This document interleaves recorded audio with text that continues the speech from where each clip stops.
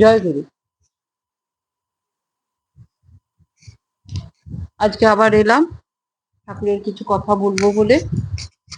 তো আমি অনেক দেরি হয়ে গেল, অনেকদিন আগে বলেছি ওটা, এর পরেরটা ভেবেছিলাম, চেষ্টা করেছিলাম একটা মোটামুটি 7 দিনের গ্যাপে গ্যাপে বলবো, কিন্তু আমি ভীষণ কাজের মধ্যে থাকতে হয় তো সময় পাই না। তো ঠিক আছে, তাই চলবে, আমি বলবো। আমার তো বলতে হবে, কথা অনেক কথা আছে বলার, বলবো। তো আজকে আমি প্রথমে একটা কথা বলতে চাই, সেটা হচ্ছে এখন আমরা এমন একটা পরিস্থিতির মধ্যে চলছি, কি যে বলবো, কিভাবে বলবো বুঝে পাই না। ছোটদেরও বলা যাবে না, বলতে গেলেই বিপদ, আর না বললেও পারি না। তো আমি তো পড়াই, এই কয়েকদিন আগে একটা ঘটনা বলি। সেটা আমার কাছে পড়ে একটা বাচ্চা, ওর মা এসে বলছে যে আমার ছেলে খুব মিথ্যে কথা বলে ম্যাম, ওকে তো কোনোভাবেই শুধরানো যাচ্ছে না, ওর বাবা কত মারে বকে কিন্তু ভীষণ মিথ্যে কথা বলে। সে তো আমিও বুঝতাম, আমিও বলেছি অনেকবার যে তুই এত মিথ্যে কথা বলিস, বাপ রে বাপ, আমার কাছে এক কথা বলে, ওর মার কাছে এক কথা বলে, পরে তো মাত্র 7-এ, তাতেই এত মিথ্যে কথা। তো ওর মা এসে আমাকে নালিশ করছে, তা আমি বললাম যে দেখো, ও তো তুমি ওকে খাওয়াতে শিক্ষা, মানে ছোটবেলা প্রথম হাঁটাটা তোমার কাছে শিখেছে, প্রথম কথা বলা তোমার কাছে শিখেছে, সব কিছুই তোমার কাছে শিখেছে, তাহলে মিথ্যে কথাটা বাইরে থেকে শিখলো কেন? কি করে শিখলো? ভালো করে খুঁজে দেখো, মিথ্যে কথাটা কি করে শিখলো। তখন বলছে, হ্যাঁ। আমি বললাম, তোমাদের ঘরে কে মিথ্যে কথা বলে? বলছে যে আমরা তো মিথ্যে কথা বলি না, ওই এত মিথ্যে কথা বলে। আমি বললাম, বলো, খুঁজো, ভালো করে দেখো। তোমরা হয়তো সংসারে মঙ্গলের জন্য, ভালোর জন্য হয়তো বলতে হয় মাদের অনেক কথাই, কিন্তু সেই কথাটাই বাচ্চারা মাথার মধ্যে নিয়ে নেয়, মা মিথ্যে কথা বলে, বাবা মিথ্যে কথা বলে। তুমি হয়তো সংসারে কোনো ভালোর জন্য মাকে বাবাকে ওর বাবাকে মিথ্যে কথা বললে ও কিন্তু সেটা শুনলো। এই জন্য না আমরা বুঝতেই পারি না যে ঘরের থেকেই আমরাই সব তৈরি করে দিই। আমরা দোষ দিই, এর কাছে শিখেছে, ওর কাছে শিখেছে, বাইরের থেকে শিখেছে। হ্যাঁ, বড় হলে আজকাল আমাদের মোবাইলের জন্য হয়তো খারাপ কিছু মেসেজ ওদের মাথায় ঢুকে যায়, ঠিকই, বুঝতে পারছি, কিন্তু বাড়ির থেকে যদি ঠিক ঠিক শেখানো হয়, খারাপ ভুল কোনটা, খারাপ কোনটা ভালো, এটা যদি বুঝিয়ে দেওয়া হয়, আমি যেমন সব সময় বুঝাই যে খারাপ আর ভালো, কোনটা খারাপ কোনটা ভালো বুঝিস। আমি একটা খুব ছোট্ট কথায় সবাইকে বুঝাই, ছোটদের বাচ্চাদের যেটা বলতে হয়, আমি বলি যে কথাটা না তোর মাকে গিয়ে বলতে পারবি না, বাবাকে গিয়ে বলতে পারবি না, আমাকে এসে বলতে পারবি না, জানবি সেটা কিন্তু খারাপ কথা। যে কথাটা আমার কাছে বলতে পারবে না, মার কাছে বাবার কাছে বলতে পারবে না, সেটা কিন্তু খারাপ কথা। এবার খারাপ কথা ভালো কথা বোঝানোর এর চেয়ে ভালো মনে হয় আর কোনো রাস্তা নেই। এবার এইভাবে আমি আমার মতো করে বুঝাই যে এই কথাগুলো খারাপের মধ্যে থাকিস না। মেয়েদের হয়তো যারা ঘরে থাকে, মেয়েদেরকে চট করে আস্তে আস্তে একটু কড়াভাবে বললে বুঝে যায়, কিন্তু ছেলেরা একটু বাইরে ঘোরে তো ওদের বোঝাতে সময় লাগে। সেই জন্য ঘরে বেশি সতর্ক হওয়া দরকার। প্রত্যেকটা মানুষ যদি ঘর থেকে ঠিক ঠিক শিক্ষাগুলো আমরা দিয়ে বাচ্চাদের বাইরে ছাড়ি না, তাহলে বাইরের আবর্জনাগুলো মাথায় কমই ঢুকবে।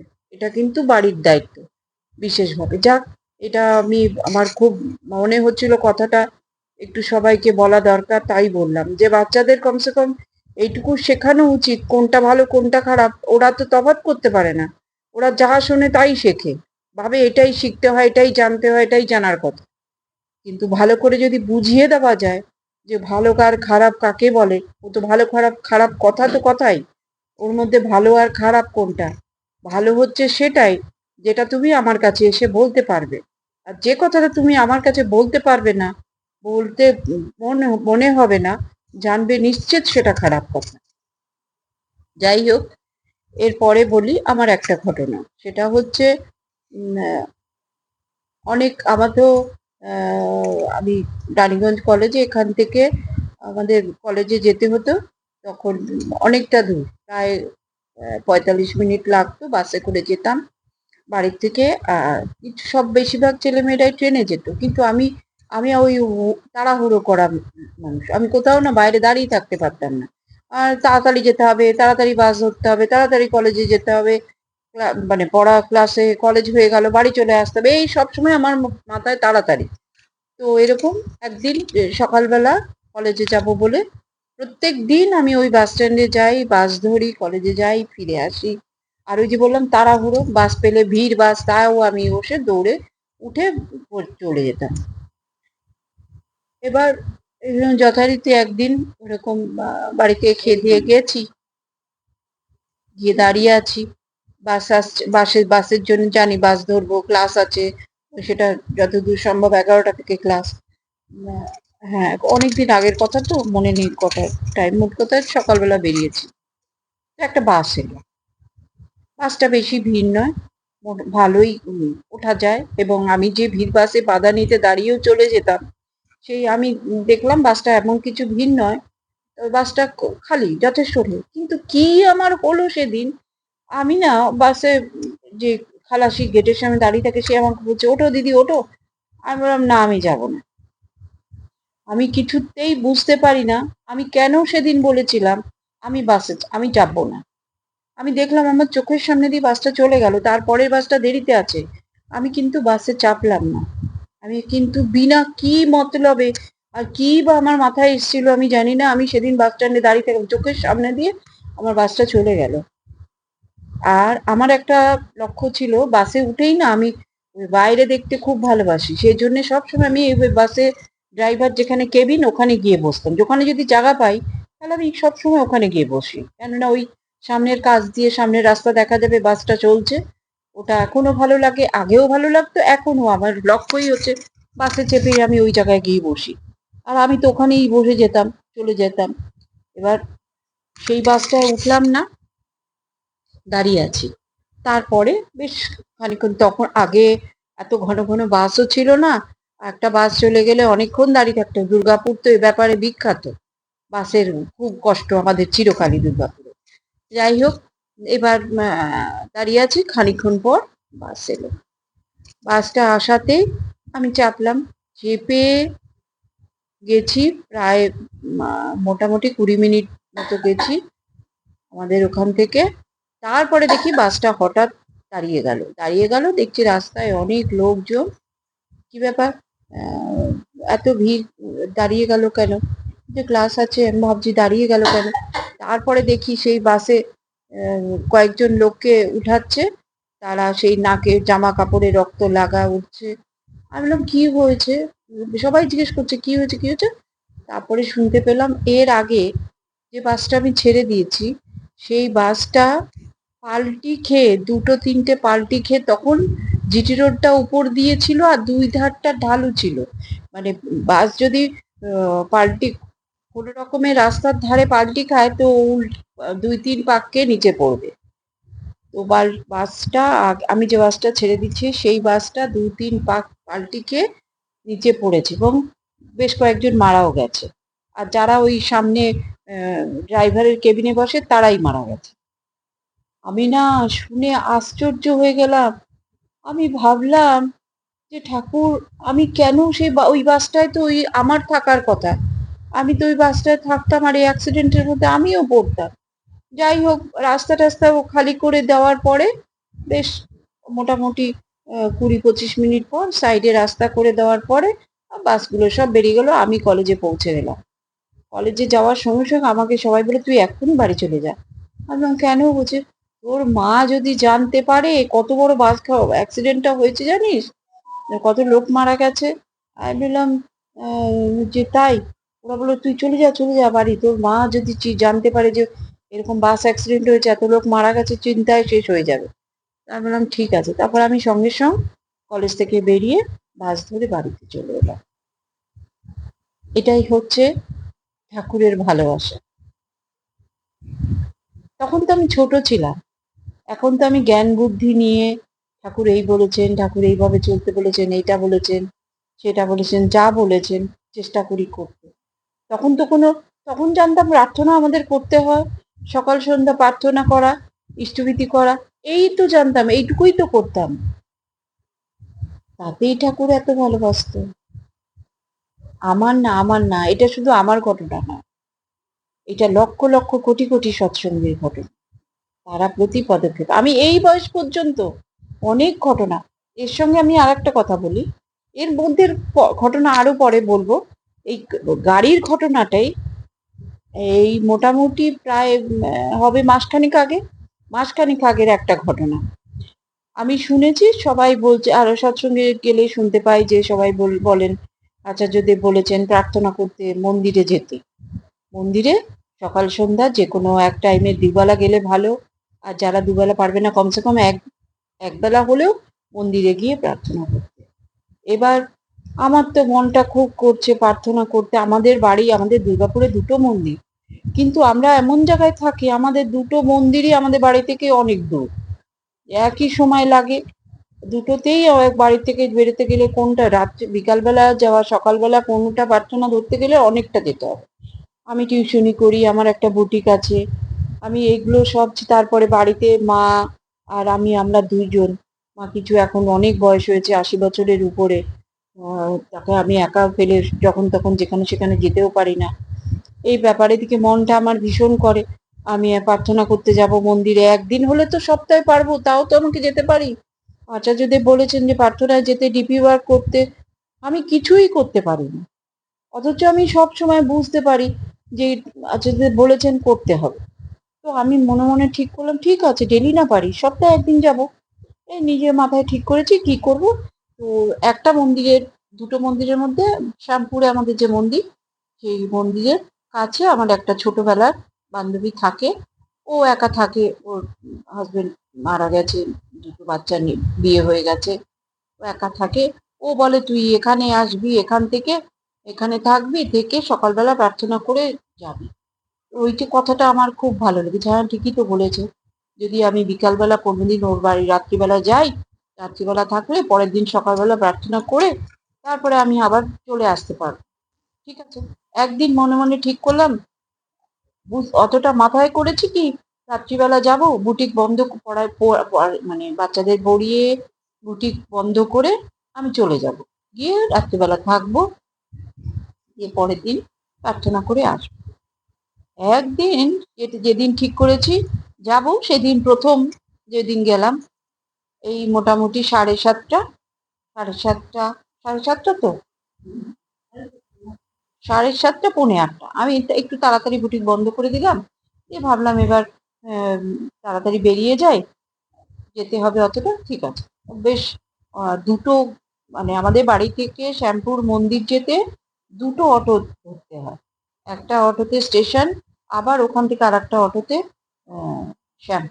আর যদি আমি ডাইরেক্ট অটো রিজার্ভ করি, সে নেবে 200 টাকা করে। তো সেটা আবার গায়ে লাগে, 200 টাকা করে দেবো, একা যাব। মাকে নিয়ে যখন যাই তখন আলাদা কথা, কিন্তু একা যাব 200 টাকা দেবো, এটাও খুব গায়ে লাগে। ভাবেছি ঠিক আছে, অটো যেমন করে এমনি দুবার চেঞ্জ করে চলে যান। বেরিয়েছি তখন বাজে পৌনে 8। বাড়িতে বেরিয়ে যখন আমি রাস্তায় বাস স্ট্যান্ডের ওখানে পৌঁছে গেছি, তখন ভাবছি দাঁড়াবো, হাঁটতে শুরু করি, তাহলে পর অটো আসলেই ধরবো। এইভাবে হাঁটতে শুরু করেই আমার তখন মাথায় এসছে, আচ্ছা এখন তো অটো থাকার কথা নয়, 8টা বেজে গেছে।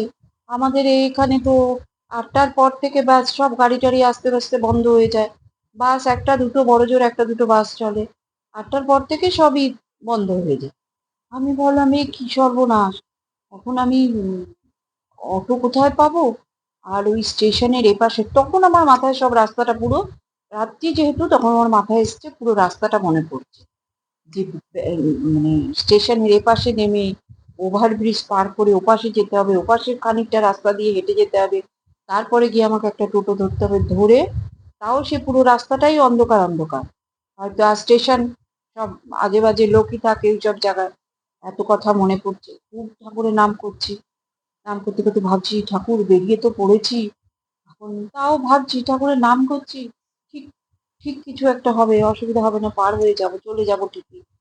কিন্তু মনে মনে ভয় লাগছে। হঠাৎ দেখি একটা পাশে অটো, অটো দাঁড়িয়ে, দেখছি একটু ভিতরে বসে আছে, ভাবলাম অন্য প্যাসেঞ্জার হয়তো, লাইন অটো। তো তাড়াতাড়ি জিজ্ঞেস করলো কোথায় যাবেন। আমি বললাম স্টেশন। বললো ঠিক আছে উঠুন, স্টেশন যাবে। আরো দেখলাম দুজন বসেছে, দুজন প্যাসেঞ্জার আছে, আমি উঠে পড়লাম। উঠে বসেছি। বসার পরে বেশ খানিকটা যাওয়ার পরে আমাকে জিজ্ঞেস করছেন, আপনি এপাশে যাবেন না ওপাশে যাবেন? আমি তো শুনে খুব খুশি হলাম, তার মানে অটোটা ওপাশে যাবে, তাহলে আমাকে ওভারব্রিজ পার হতে হবে না। আমি সঙ্গে সঙ্গে বললাম, আমি ওপাশে যাব। এবার ওপাশে যাব বলাতে অটোটা গেল, ওপাশে গেল। ওপাশে যখন যাচ্ছে তখন ওপাশে গিয়ে আমাকে বলছে, আপনাকে ওপাশে কোথায় নামাবো? আমি বললাম, এই যে শ্যামপুর টোটো স্ট্যান্ডটা আছে ওখানে নামিয়ে দেবেন। বলছে, আপনি শ্যামপুর যাবেন? আমি বললাম, হ্যাঁ। বলে, আমিও তো শ্যামপুর যাব। আমি বললাম, তাহলে আমি এতেই আপনার সঙ্গে যাব, নিয়ে যাবেন? বললো, হ্যাঁ, আপনি বসে থাকেন, আপনাকে নিয়ে যাবো। তখন আমি ভাবলাম, বাবা, আমাকে তো চেঞ্জ করতে হলো না। ওই অটো স্ট্যান্ডে অটো, ওখানে যে টোটো থাকে সেখানে একটা বসে থাকবো, যতক্ষণ না ওদের লোক ভর্তি হচ্ছে ততক্ষণ পর্যন্ত বসে থাকতে হবে। তারপরে আর ওই স্টেশনের জায়গা, মদমাতাল যেদিক সেদিক রাত্রি হলেই সব মদ খেয়ে বেরিয়ে যায়। আর আমি যেহেতু রাত্রিবেলা বেরোই না, আমি রাতটাকে ভীষণ ভয় পাই। তাও সেগুলোও চিন্তা করছি, ভাবলাম ঠাকুর বাঁচিয়ে দিল, আমার ওখানে দাঁড়াতে হলো না। যাই হোক, এবার তো বসে রয়েছি, সে আরো দুজনকে নামালো। নামানোর পর আমাকে বললো, চলুন।